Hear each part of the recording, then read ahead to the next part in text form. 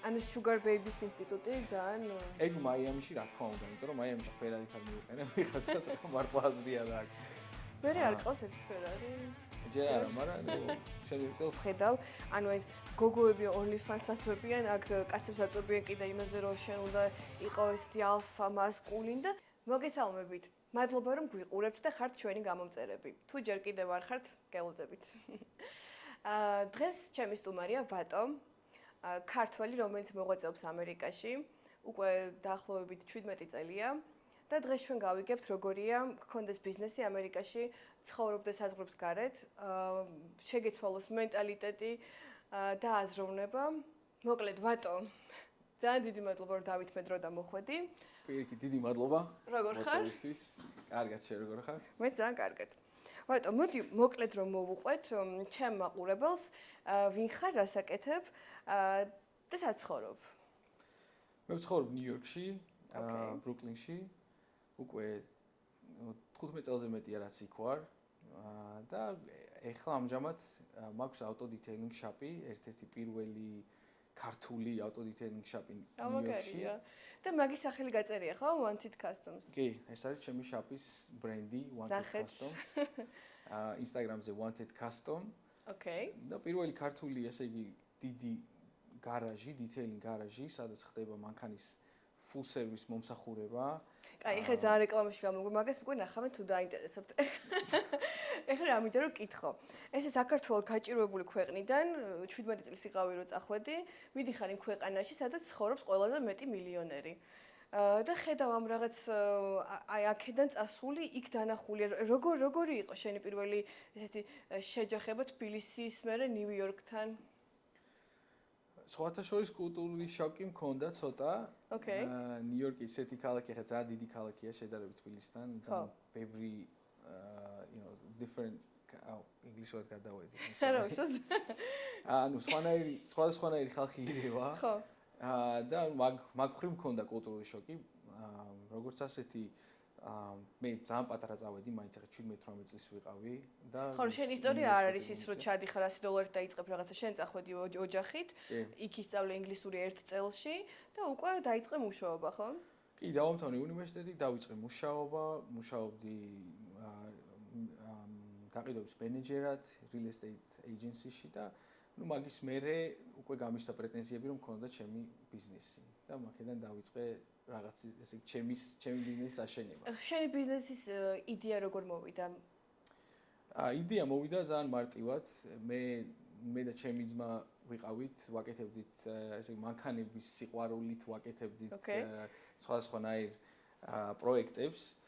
ვიდლობდით მანქანებს, ყიდიდით, უკეთებდით tunings, upgrade-ებს, სხვადასხვანაირ რაღაცებს. რესტავრაციებს, ასე ვთქვათ, თქვენი ხელით, ხო? კი, ჩვენი ხელით უკეთებდით რესტავრაციებს, მე პატარა გარაჟი გავხსენით და ამ პატარა გარაჟიდან გადავედით ახლა დიდ ესე იგი warehouse-ში, როგორც შეიძლება. ვაუ, ძალიან მაგარია, გილოცავ კიდევ ერთხელ.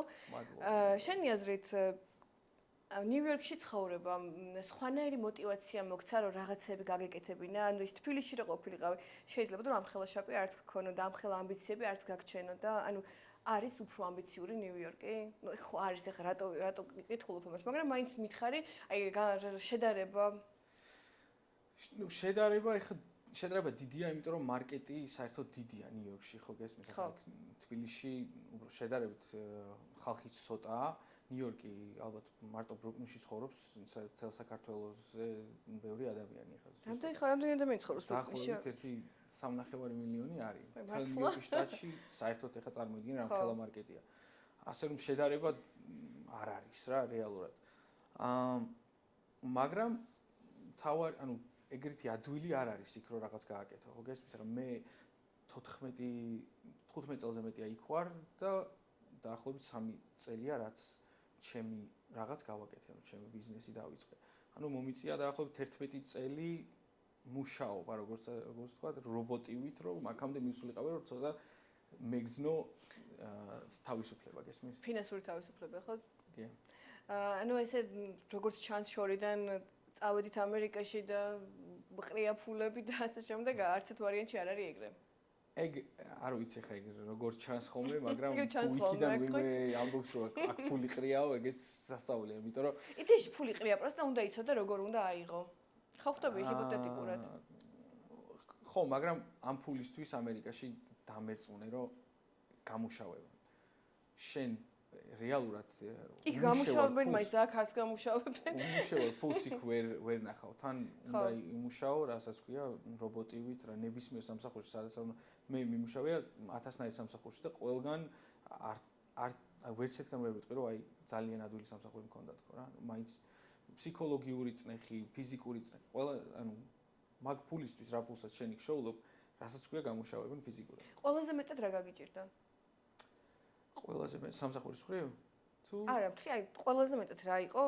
ყველაზე მეტად რა გაგიჭირდა? ანუ ხვდები აი რომ ჩახვედი, ეს მენტალური მდგომარეობა, ფინანსური თავიდან აღზევების პროცესი, მეგობრებისგან შორს ყოფნა, ანუ რთული რა აღმოჩნდა შენთვის? ხო, ჩემთვის ყველაზე რთული ეგ იყო, ეხლა მე რაგს ვთამაშობ მთელი ჩემი ბავშვობა და მთელი ჩემი სამეგობრო საზმაკაცო აქ დავტოვე რო წავედი, მიიღო 17 წლის, ეხლა 17 წლის მაინც უკვე აქ ვარ გაზრდილი და ეგ გამიჭირდა ყველაზე ძალიან რომ ჩავედი და იქ უცებ იჩიტები სხვა გარემოში და არავის არ იცნობ და რეალურად არავინ არ ხარ. აქ ხალხი გიცნობს უბანში გინდა, თბილისში გინდა, ვიღაც ხარ და ეხლა იქ ჩადიხარ და არავინ არ ხარ. ხო, ეგ არის ყველაზე რთული მომენტი ალბათ ყველასთვის. სულ აქ ეხლა პროფესიონალი იყო და სიტყვაზე კბილის ექიმი იყო ან ქირურგი იყო, რაღაც ჩადიხარ ამერიკაში და ხარ არავინ. ხო გესმის, იმიტომ რომ რას ურჩევდი იმ ადამიანებს? დღეს ვიცით, რომ ძალიან ბევრი ნაკადი მიედინება საქართველოსდან ამერიკაში, ევროპაში თუ ასე შემდეგ. შენი პირადი გამოცდილებით, რას ურჩევდი ადამიანებს? რა არავიდან ვინმეები როგორ გახდნენ, ან სოციალიზაცია როგორ მოახდინონ, სწორად ნეტვორკინგი, ან თავის გაცნობა როგორ მოახერხონ სხვა ადამიანებისთვის? რეალურად ეგ ყველაზე რთული პროცესია, ხო? ანუ ისეთ ქვეყანაში რომ მიდიხარ და არავინ არ ხარ, თავი დაიმკვიდრო, ეგ არის ყველაზე რთული პროცესი. ერთადერთი რასაც ურჩევდი არის რომ იყვნენ მზად, რომ ეს ადვილად არ მოხდება. ანუ შეიძლება ზოგს ძალიან მარტივი ისტორია ქონდეს, ანუ გზა ქონდეს, ჩასვლისთანავე, შეიძლება ზოგს ძალიან რთული გზა ქონდეს. ანუ მოთმინების უნარი. ყველანაირად შენი მოლოდინი უნდა იყოს, რომ ადვილი არაფერი არ გხდება იქ. ელემენტარული რომ მართვის მოწმობა აიღო, მაგაზეც ანუ ბევრი რაღაცები უნდა დაიჭირო ხელში სიტყვაზე. უნდა გქონდეს სხვადასხვანაირი საბუთები, რომ მიხვიდე და მართვის მოწმობა აიღო და ეგეც არ არის ძალიან მარტივი. ანუ ბევრ ბიუროკრატიას აწყდები ერთად, რომელიც საქართველოში არც ისე, ну არ არის საქართველოში ხა დიდი ბიუროკრატია, მოდი ვთქვათ. იქ არის. ხო, ანუ არ ვიცი სიმართლე რომ გითხრა საქართველოში როგორი სიტუაცია მაგ ხრივ, მაგრამ იქ არის ისეთი სიტუაცია, რომ იქ შენზე არავინ არ ზრუნავს, არავინ არ გიჯიგრებს, ეგეთი რაღაცები უნდა დაივიწყო. ყველაფერი არის ბიზნესი, რასაც გეუბნები არ უნდა გააკეთო, ეგ უნდა გააკეთო. ანუ საბუთების ხრივ ვიძახი, ელემენტარულად კარიერის ხრივ რომ წინ წახვიდე, თუ მოკლედ ანუ გქონდეთ მოთმინების უნარი, იყვნენ მზად იმისთვის, რომ ამ ყოველფერს იქნება შრომა, თავიდან გასაწევი. კიდევ და რა თქმა უნდა, უნდა იყოს შრომის მოყვარე ადამიანები. ნუ რო ჩადიხარ ელემენტარული სამსახურიდან ალბათ ხალხი იწყებს, ნუ ელემენტარულ სამსახურიდან ალბათ მიმტანობა, რასაც სიტყვაზე საბუთები არ ჭირდება იმ მომენტში რა, მიმტანობა, საჭმლის მომზადება, არა, delivery, ანუ მიმტანა კურიერი, ეგეთ რაღაცები რაც არის, აი მართლა ეხლა საბუთები სიტყვაზე არ ჭირდება იმას ამას და მაინც ფულს აკეთებ, ხო? მაგ დროს ვარდება ადამიანი, რასაც ქვია გადამრჩენლობის ინსტინქტი, ხო? ანუ survival ინსტინქტი, რომ გადარჩეს და ალბათ ეგ არის რაც აძლიერებს ადამიანს მაგ მომენტში. რო ჩადის იქ, როცა განიცდის ამ survival instincts, რომ ხვდება რომ აი აქ მარტო ვარ და ვარ ნოლიდან და არაფერი არ მაქვს, სულ უნდა გადავრჩე. ხო გესმის? და მაშინ უკვე ირთვება ადამიანური ინსტინქტები და შენ ყველაფერს აკეთებ, რომ გადარჩე, ხო? ხო, უფრო ისეთი ბუნებრივი ინსტინქტები ირთვება ადამიანში, რომ ესე იგი უნდა გადავრჩე და რაც შემიძლია უნდა გავაკეთო, სიტყვაზე არ ტეხავს, რომ იყო მიმტანი არ ტეხავს, რომ არაფერი არ ტეხავს უკვე. სიტყვაზე უბერზე ამ ძღოლად ან რაღაც, ანუ ეგეთი რაღაცა, ისე იცნობ შენ ვინმე ცნობილ ქართველს ან არა ქართველს, ვინც და ვისი გზაც გახსოვს, რომ იყო ნოლიდან და ეხლა ძალიან ნუ ცნობილს ასე ვთქვათ არ მახსენდება სიმართლე რომ გითხრა რომ არ მოგატყუო. არაცნობილი ყავს მეგობრები ან ძმაკაცები. ცოტა გამახსენდა მე ვნახე შენი შენი ვიდეოებს უღებდი მერაბს ხო? მერაბი რა ქვია? მერაბ დვალიშვილი? ხო. ხო კი ადრე იყო. იგი იყო დაახლოებით 2016 წელი იყო.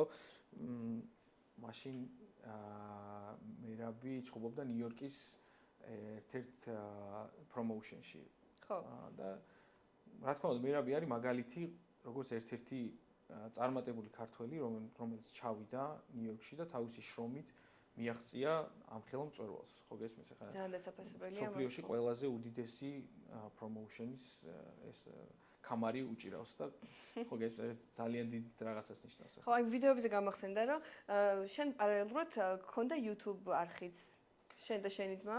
კი, YouTube არხი გქონდა მე და ჩემ ძმას დავიწყეთ დაახლოებით 2017 წელს. ოკეი. და როგორც შეიძლება ითქვას, რომ ზაფხულში დავიწყეთ და ზაფხულის ბოლოს უკვე რაღაც ვიდეოებმა ისე იფეთქა, რომ იყო მილიონები, რამდენი subscriber-ი ყავდა თუ ყავს ეხლაც? მე განახებთ. ეხლა ავედით 33 ნახევარზე, ანუ 33,000. Wanted Customs-ზე თუ Pause Live-ზე?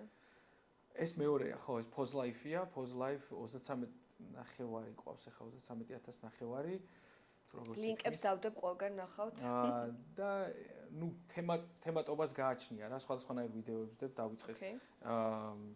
ფრისტაილებით, рэპით, ჩვენ მაგ თემაში ვიყავით გარეულები მაშინ თავიდან, ეხა ქუჩაში გვიცნობდით ხალხს რაღაც აკეთეთ და ნუ გადავაწყდით ისეთ საიფერ, ანუ ქართულად არ ვიცი როგორ არის, ხა საიფერ არის რომ იკრიბებიან და ფრისტაილ рэპი მიდის.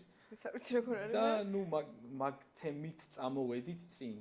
ხალხმა მაგით გაგვიცნო, მე გადავედით უკვე სხვანაირ ვიდეოებზე, UFC post fight ინტერვიუებზე, მე ეგეც რამდენიმე ვიდეო მანდ იფეთქა Instagram-ზე მილიონი ნახევარი ნახვები და YouTube გიხდიდა. YouTube კი. სხვათა შორის monetization ჩართულია.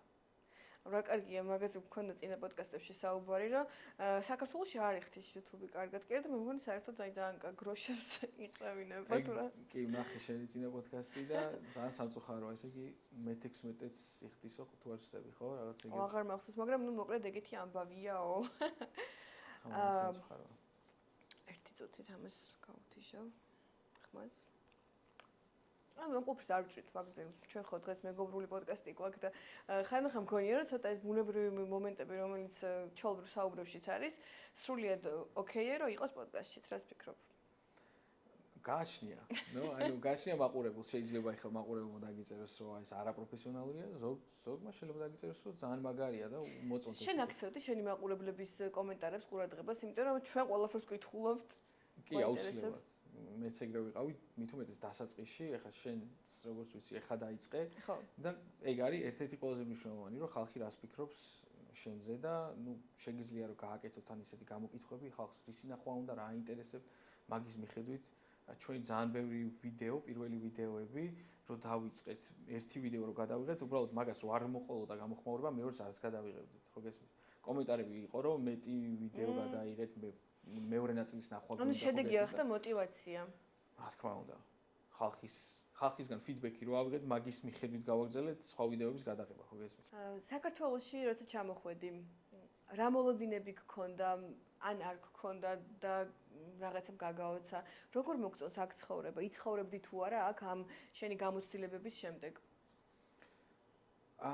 ძალიან რთული კითხვაა ეს, იმიტომ რომ პასუხი ამაზე არის ერთ-ერთი გულიდან მოდის ერთი პასუხი და გონებიდან მეორე. მეორე, რა თქმა უნდა, იმიტომ რომ გულიდან რა თქმა უნდა, აქ ვიცხოვრებდი, ძალიან მაგრად მიყვარს ეს ქალაქი, აქ გავიზარდე, უბრალოდ როცა სხვა ადგილას შენ დაიწყებ დამკვიდრებას, იმის მიტოვება ძალიან ძნელია, ხო გესმის? თუ აქ ვიცხოვრებდი დიდი სიამოვნებით, თუ აქ მექნება იმის საშუალება, რომ იგივე მე რაც მიყვარს, აქ გავაგზავნო და აქ ვაკეთო. რა თქმა უნდა, რომ აქაურობას ავირჩევდი. ამ ეტაპზე ამის საშუალება არ მაქვს და ამიტომაც ვარ იქ, ხო გესმის? ცოტა რთულია ამ თემაზე საუბარი მაგ ხრივ, მაგრამ ფიქრობ რომ მომავალში ანუ შენ თავს ყველანი ხო წარმოგვიდგენია ჩემს სიბერეს მაგალითად სად ხედავ? სად ხედავ? სიბერეს აქ ხედავ ნამდვილად. ხო? კი, 100%. მაიამიში არ ხედავ შენ თავს რაღაცა მარგარიტათი ხელში? სიბერეში, მაიამიში არ ვიცი რამდენად გაერთობი, ან შეიძლება გაერთობი. არის რას ლაპარაკობ, ყველა მაიამიში მიდის სიბერეში, რომ კაი კლიმატური პირობებია, ცხოვრების ხარისხი? კი, ნამდვილად, უბრალოდ მაიამიში ძალიან ახალგაზრდული ტემპია. უნდა შეგეძლოს მაგას აყოლა. მეორე მხარიც აქვს მაიამს ეთყობა შენ არის სიჭერ. მე ჩავედი ახალგაზრდა, რომ ანუ ახალგაზრდობაში ჩავედი და ძალიან ახალგაზრდული ტემპი იყო და ნუ ეხა იქ მე მოგეთ გეუნები მაიამში თქო და შენ საგურამოში მიდიხარ აქ ხო? რაღაც ვიცი რომ სახლის აჩენებას აპირებ ხო? კი, ნამდვილად და რა მე უფრო საგურამოზე ვარ გამოწყობილი ვიდრე მაიამიზე ეხა. ოკეი, კაი, მოკლედ მე მაიამიში წავალ შენ საგურამოში. კაი, რა უნდა მეკითხა? ძალიან სტილი ლირიული გადახვევაა, მაგრამ მაიამიზე გამახსენდა. როგორც ვიცი, ამერიკაში დეითინგ სცენა არის საკმაოდ რთული. OnlyFans-ი, იქ მაღალი სტანდარტები აქვს გოგოებს და ასე შემდეგ ურთიერთობებში. მომიყევი, რა ხდება ამერიკაში? დეითინგ სცენა? სცენაზე, ხო? ნუ მე სიმართლე გითხრა ამ თემას გამოთიშული ვარ ნამდვილად. ხო იყავი აქტიურად ჩართული ადრე. ნუ ხა ახალგაზრდობაში რა თქმა უნდა. მაგრამ ამერიკაში ხა მართალია ის რომ უფრო მეტი მოლოდინი აქვთ გოგოებს, არ ვიცი ხა აქ როგორი მოლოდინი აქვთ, მაგრამ იქ ალბათ უფრო ფულის მოლოდინი აქვთ, ხო გესმით რა? ანუ Sugar Babies ინსტიტუტი ძალიან ეგ მაიამიში რა თქმა უნდა, იმიტომ რომ მაიამიში არის ყველაზე ბევრი OnlyFans მოდელები თელსოფლიოსთან შედარებით, ხო გესმით რა? იქ არის ალბათ ყველა იქ არის მაგხრივ და იქ აზრი არ აქვს უბრალოდ dating-ს თუ Ferrari-თ არ მიუყენე ვიღაცას, ახლა მართლა აზრი არ აქვს. მე არ ყავს ერთი Ferrari. ჯერ არა, მაგრამ ნუ შემდეგ წელს გამოგივლი ამ პოდკასტში. მე მაიამიში დაგელოდოთ. ამ პოდკასტში გამოგივლი და ალბათ იმედია Ferrari-თ ვიქნები. ოკეი. ხოდა. გავაგრძელოთ. ანუ შენი რა მაინტერესებს? შენ თუ ხვდები ვინმეს, ან იქ როგორ არის, ანუ ამერიკელ გოგოსთან გაქვს დეითი, უფრო ლათინა, იქნებ იქ ყავს ვინმე ქართველი. ანუ მომიყევი რა ხდება შენ პირად ცხოვრებაში. მაინტერესებს. ეხა არეულია ეხა ეგ თემა ჩემ პირად ცხოვრებაში. ხან ეხა სიმართლე რო გითხრა, ძირითადად მუშაობ 24 საათი. მართლა გარაჟში ვარ და ანუ ხა თუ ვინმეს ხვდები მოდის მაგას გასაკეთებლად. ანუ ჩვენ ხო ვისაუბრეთ რომ ამერიკელი გოგოები ისე რა, უფრო ლათინოებია ხო და მინდა რომ თქვა ეგ ახლა. იმიტომ რომ ლათინო გოგოები უფრო გვანან რაღაცეებ, ანუ ქართველები უფრო მზრუნველები არიანო. აი ხა მე თუ მკითხავ სიმართლე ხო მე თუ მკითხავ შედარება თუ უნდა გავაკეთო ლათინო ამერიკელ მოდიში. აი ნუ აღელფი. მე თუ შედარება თუ უნდა გავაკეთო ხა ლათინო ამერიკელ და ამერიკელ გოგოს შორის. ოკეი. ლათინო ამერიკელი ჯობია, იმიტომ რომ ოჯახური ინსტინქტები აქვს. აი ლათინო ამერიკელი და ქართველი? ეგ ხა უკვე შენზეა დამოკიდებული. ანუ როგორ არის საერთოდ ადამიანი რა ხა ქართველი მაინც სხვანაირი მენტალიტეტი აქვს, ხო გესმის, სხვანაირი გაგება აქვს. შენ გჭირდება ეს მენტალიტეტი? არა მხრივ.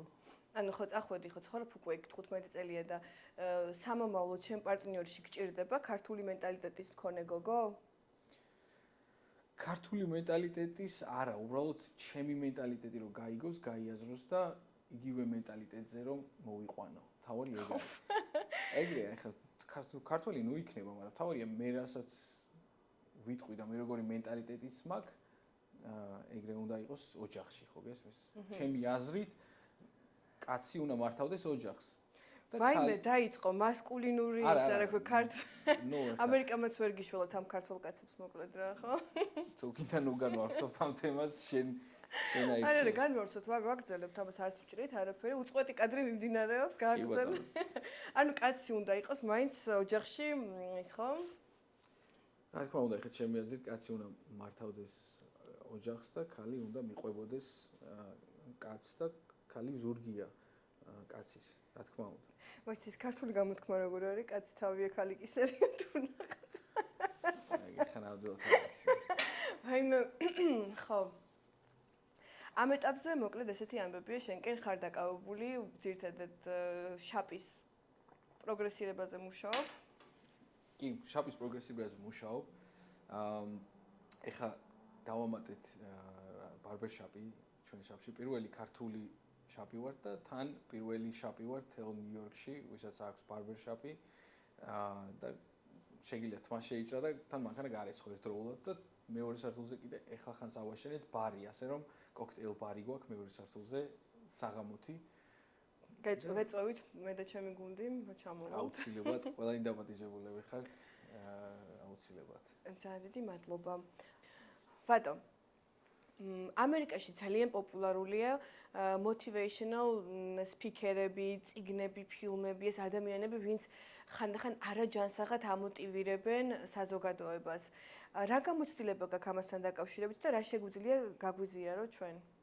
motivational speaker-ები, აი, როგორც ასეთი motivational speaker-ების პროპაგანდა დაიწყო დაახლოებით COVID-ის მერე და უბრალოდ ისეთი დატკეპრილი თემა არის, იმდენი motivational speaker-ები არიან უკვე არსებობენ და ხალხი ფულს უხდის და მიდიან და ხალხს ესე იგი ვითომ motivation-ს უკეთებენ, რომ ჩემთვის უკვე არაფერი სარგებელი აღარ მოაქვს მაგათ რეალურად აგიჟებენ ხო რაღაცეებში? ეს გადადის როგორც ასეთი კულტში, cult როგორ არის ქართულად, კულტში გადადის და ეს ხალხი ფულს იხდის, აი 1000-ობით და 10000-ობით დოლარებს იხდიან, რომ მივიდნენ და ამ ადამიანს ხელი ჩამოართვან და ნუ სისულელე რა, ელემენტარული სისულელე, ხო? კი, რა იმ დღეს ვნახე რაღაცა ჯარის წვრთნებს აკეთებინებენ, $18,000 უნდა გადაიხადო, იქ მიდიხარ და დილით რაღაცა ვედროებით წყალს გასხავენ თუ რაღაცა. ხო, ეგ არის, კი, ეგ პროგრამა. ხალხი ჩვეულებრივად რეგისტრირდება მაგაზე, მიდიან და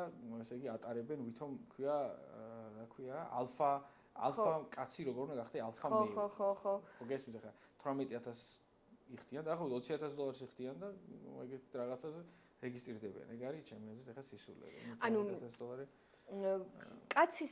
კაცის სისუსტეებით სარგებლობენ ამერიკაში როგორც ხედავ, ანუ ეს გოგოები OnlyFans აწვევიან, აქ კაცებს აწვევიან კიდე იმაზე, რომ შენ უნდა იყო ესეთი ალფა მასკულინ და ძალიან დაჩაგრული ტიპები არიან ამერიკელი კაცები, ხო? ამ კუთხით თუ შევხედავთ. ყველა არა. უბრალოდ იცი რა არის?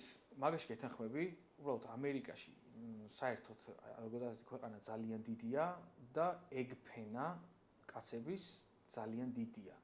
ვინც სახლიდან არ გადის, არაფერს არ აკეთებს, თავი გონია რომ თვითონ არაფერს არ წარმოადგენს, მიდის სამსახურში, მოდის უკან და რეალურად სახლში ზის. რაღაცნაირი კონტაქტი ხომ უნდა გქონდეს ადამიანებთან. ხა აქ ყველას ერთმანეთთან აქვს კონტაქტი, გარეთ გადიხარ, მეგობრები ყავს. ეგეთი რაღაც იქ არ არსებობს. ხო გესმის, იქ ხარ უბრალოდ რობოტი, მიდიხარ 9-ზე, კარტას იმაშოვე ჩაარტყავ იქ, მოვედი და 5-ზე გამოდიხარ და ჩვეულებრივად გამოდი. ანუ loneliness ძალიან დიდი პრობლემაა ამერიკაში, ხო? რა თქმა უნდა, მაგიტო არის ამდენი სერიული მკვლელები რო ყავთ ამერიკელებს, loneliness რო არის და ელემენტარული ადამიანთან ურთიერთობა შეიძლება ადამიანი ისე გაიზარდოს ზოგ შტატებში ვიზახი, ხა ნიუ-იორკში არ ვიცი, იმიტომ ნიუ-იორკში ძალიან ბევრი ხალხია.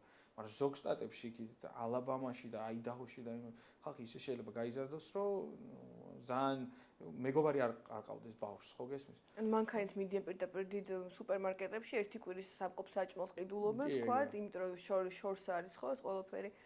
კი, რა თქმა უნდა, ეგრეა და ხალხთან ურთიერთობა ძალიან ლიმიტირებულია, როგორც ასეთი. თუ სადმე წასასვლელი აქვს, ისიც ლოკალიზირებულია, ანუ ერთი ბარია და ყველა იმ ერთ ბარში მიდის და იგივე ხალხს ნახულობს თავისი მთელი ცხოვრება, ხო გესმის? აი ეს ახლა რთული მომენტია რა, ანუ ისე რამხელა ხო ამერიკა და მსოფლიოც და ხანდახან ადამიანები როგორი პატარა ლუპით უყურებთ ხოლმე რომ აი American Dream და იქ გონია რომ რაღაცა ხდება და ამერიკაში რამდენი რაღაცა ხდება შეიძლება შენი ოცნება ერთ დღეში გადაიქცეს რაღაცა ბუტაფორიად მაგრამ შენი არარსებული ცხოვრება ერთ დღეში შეიძლება გადაიქცეს ვარსკვლავის ცხოვრებად ხო? მართალია იმ ხრივაც რომ ამერიკაში ხალხი შეიძლება გახდეს viral ერთ დღეში, ხო გესმის? ამდენი one night success ხო ესე ეძახიან. ამდენი სიტუაცია ყოფილა, რომ აი სიტყვაზე იგივე შენ სფეროში პოდკასტერი რო იყო გოგო თუ იცი, ერთი პოდკასტი ჩაწერა და იმის მერე ვინ არ ვიცი? დაურეკეს ყველა ცნობილმა სახემ რომ უნდათ რომ მაგასთან ერთად ყოფილიყვნენ ოი მინდა. ნუ იმას სხვანაირი სტილი ქონდა არჩეული, ძალიან უცნაურ პოდკასტს წერდა, ვითომ არ აინტერესებდა არაფერი. ის გამხდარი გოგორი და რაღაც მოკერაო, ხო? ეს რა ელაპარაკება რაღაცნაირად. ხო, ვითომ არ აინტერესებს თავისი, ესე იგი, მოწვეული სტუმრის ისტორია და აი ზერელად ეკითხება და რაღაც. ნუ ეხა ეგ მაგისი ის იყო რა, თვითონ აღმოაჩინა რაღაც ეგ მიდგომა, რა მიდგომაც გაამართლა და ერთ თვეში ალბათ რა ვიცი მილიონერი გახდა. და ის გოგო რო იყო TikTok-ზე men in finance რო ეძებდა, დევიდ გეტასთან ერთად summer tour-ში იყო და რაღაცები, ხო იცი? Looking for a man in finance. კი, ვიცი, ხო. ნუ აიგეთი რაღაცები ხა იქ უფრო მარტივია, გესმით ხა ხო, აგერ რა უნდა გავაკეთოთ, რომ უცებ გავვარდეთ, რომც გავვარდეთ 3 მილიონმა გუნახოს, მე რა ხდება, ხო? ხო, ხა ეგა თავისთავად. ხა საქართველოში უფრო დაბალ, უფრო და მარკეტი არის უფრო პატარა. მითხარი რომ წამოვიდეთ და იქ გავაკეთო. იქ ინგლისურად უნდა გააკეთო, რა თქმა უნდა და დღეს ვფიქრობდი რომ ერთი პოდკასტი ინგლისურად ხო არ მოვიწყოთ თქო. შეგიძლია ნამდვილად, ძალიან საინტერესო იქნება იქაურ მარკეტზე გასვლა და შენახავ როგორი ფიდბექი წამოვა იქიდან. ეგ უნდა იყოს ერთ-ერთი გეგმა შენთვის. არის ნამდვილად ჩემი გეგმა, ჩემი გეგმა არა, ბარემ საჯაროდ ესე ვიტყვი. ჩემი ოცნება არის ცხოვრობდე LA-ში და მქონდეს ჩემი პოდკასტი და ჩემი სტუმრები იყვნენ ძალიან famous ადამიანები. და იმედია რომ ესე იქნება. Cross fingers guys.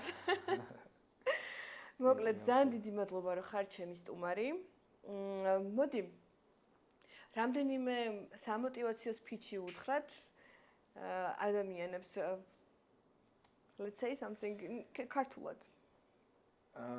სამოტივაციო სპიჩი. Never give up or something like that. ანუ აი, რასაც შენ ეთყოდი ეხლანდელ ვატოს 17 წლის რომ იყო, რომ გაგემხნევებინა, აი ეხლა დიდი ვატო რას ეთყოდა იმ პატარა ვატოს 3 motivational speech-ი უთხარი. იმიტომ რომ შეიძლება ხა 17 წლის ბევრი ადამიანი იწყებს სადმე სხვაგან ცხოვრებას და რაღაცაში გამოადგეს შენი ეს ფრაზები. რა თქმა უნდა, მე ვეთყოდი რომ ესე ხა ეს რთული ერთს ვიტყვი მაშინ 3 ჩემთვის ძალიან ბევრია ხა 3-ს უცებ ვერ მოვიფიქრე. აი ერთი შენ თქვი და ერთს მე ვიტყვი და ერთს აი ჩემი ოპერატორთან დაამატოს. რა მე ვიტყოდი რომ თავარია იყო consistent. ანუ იყო consistent mood ანუ კაჭი არ უნდა გაჩერდე. არ უნდა გაჩერდე, თავარი ეგ არის. და ყოველდღე თუნდაც პატარა ლოდი დადო, ხო თუ როგორ? რეალურად ყველა ბევრი ადამიანის პრობლემა არის ის, რომ რაღაც საქმეს რომ დაიწყებენ, თუ შედეგს არ ნახულობენ თავიდანვე, შედეგს ვერ ნახავენ, ანუ ერთ კვირაში, ერთ თვეში თუ შედეგი არ არის, ესე იგი არ გამოდის და თავს ანებებენ. ეგ არის ძალიან ბევრი ადამიანის პრობლემა. ეგ იყო ჩემი პრობლემაც. რომ თავიდან რაღაცას დავიწყებდი, შედეგი არ იყო და მეთქი არ გამოდის და ვანებებ თავს ვიწყებდი ახალ რაღაცას. მაგით თუ დავიწყე სხვადასხვანაირი ბიზნესები, სხვადასხვანაირი იდეები მქონდა და მაგას ვეთყოდი ჩემ თავს, რომ თუ არ გამოდის ერთ თვეში, ერთი თვეც მიეცი. თუ არ გამოდის ორ თვეში, კიდე დააცალე. ანუ ჩემი აზრით მოვა დრო, ყველაფრის დრო არის. ყველაფერს თავის დრო აქვს. ხო გესმის?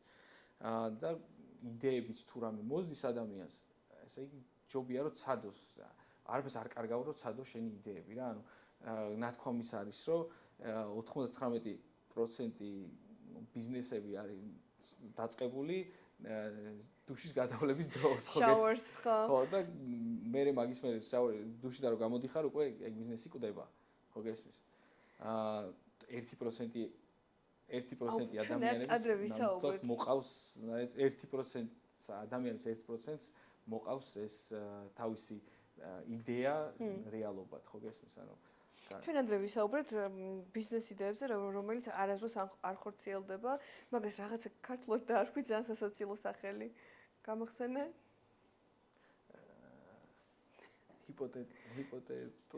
ჰიპოთეტური მასტურბაცია. ეგ მე არ მithქვამს. ეგ ნამდვილად არ. როგორც ბიზნესთან დაკავშირებით. აი როგორც როუცლებ რა ეხლა მე ამას გავხსნე, ამას გავაკეთებ ისეს და უცებ თავდება ეს და აგრძელებ ჩვეულებრივ ცხოვრებას. ფოთაშორის ეგ არის ტვინის მოტყუება, იცი? მე მაგ ტვინს გონია რომ მართლა გააკეთე და ხან არ უნდა წახვიდე ოცნებაში ბოლომდე. უნდა დაიწყო და ნელ-ნელა იოცნება გზადაგზა, ხო? თავარია დასაწყისი, ანუ ყველაზე ადვილი ნაწილი მაგის არის, რომ აზრი მოგივიდა და ძალიან კარგი აზრია. და დაიწყე. დაწყება უკვე ძალიან ძნელია, ანუ აზრი მოგივიდა, ეგ არის 10%. დაიწყე, ეგ არის 20%. ანუ სანამ 90%-მდე ახვალ უკვე 1-3 თვე უნდა მართლა აკეთებდე იმას, რაც მოგივიდა. ანუ ხალხი 95% ვისაც ბიზნეს იდეები მოსდის, ის ხალხი წყვიტავს ამას დაახლოებით 2 თვეში, 3 თვეში აღარ აგრძელება, ხო გესმის? ხო. მეც დავამატებდი ერთ რჩევას ადამიანებისთვის, ვინც იწყებენ ახალ ქვეყანაში წასვლას, ცხოვრებას და ასე შემდეგ. ნუ შეგეშინდებათ, ყველაფერი გამოგივა. მოდი პირდაპირ ფორმაში მინდა რომ დავამოტივირო ადამიანები. ყველაფერი გამოგივა, არ შეგეშინდეს. არ არსებობს დაბრკოლება, რომელსაც ვერ გადალახავ. თავარია მიყვე და არ დანებდე. მე გპირდები რომ ყველაფერი გამოგვივა. კოცნით. ნახვამდის და ძალიან დიდი მადლობა სტუმრობისთვის. მადლობა. წარმატებებს გისურვებ. დიდი მადლობა შენც ასევე. მადლობა.